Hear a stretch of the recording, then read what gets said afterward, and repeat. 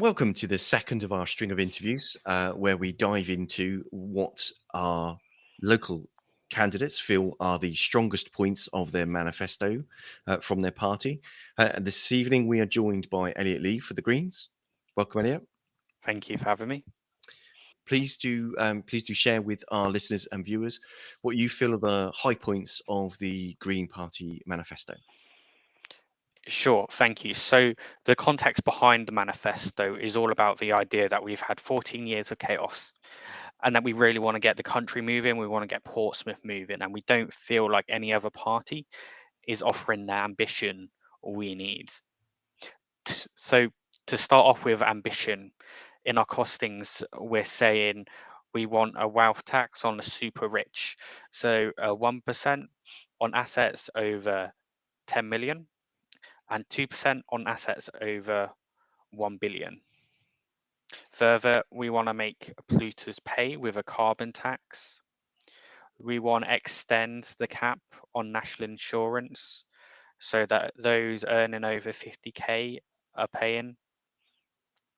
And we want to equalize capital gains tax with income tax to make it more fair for those earning off investments. This ambition means we can fund the NHS. So that means 30 billion into the NHS and a extra 20 billion into NHS infrastructure.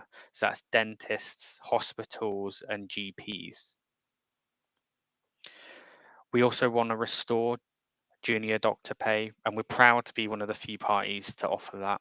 Getting the system moving is important. So that's why we're also committed with social care to invest in another 20 billion. We want to fund and pay staff good wages.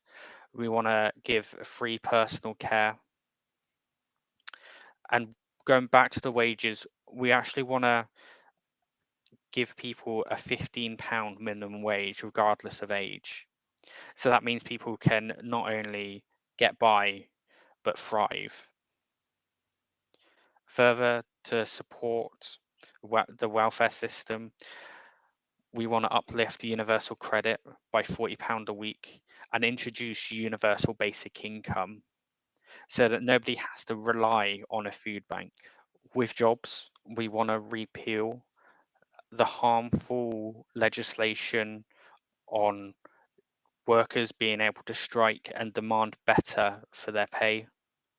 Insulating homes not only creates jobs, but it brings down emissions, it brings down bills, because at the end of the day, the cheapest bills are those you don't have to pay. We're committed to building 150,000 new social homes a year. And we're committed to building them in the right place for the right price and right for the community. That means investing in local infrastructure. We're also committed in banning no-fault evictions and in protecting the supply of homes. We want to ban the right to buy scheme. For going back to renters, we want to bring in a renters' rights bill so that renters can demand for a safe place to live. And that means demanding for more action on insulation and tackling mold and damp. We want to commit 8 billion to schools and an extra 2 billion to teacher pay. We want to scrap exams, and we want to put a trained mental health professional into all schools.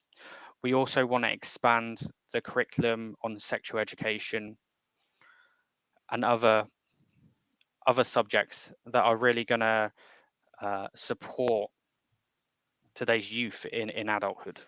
And given it the ambition it needs, we want to invest 40 billion in tackling the climate emergency, given it the urgency it requires.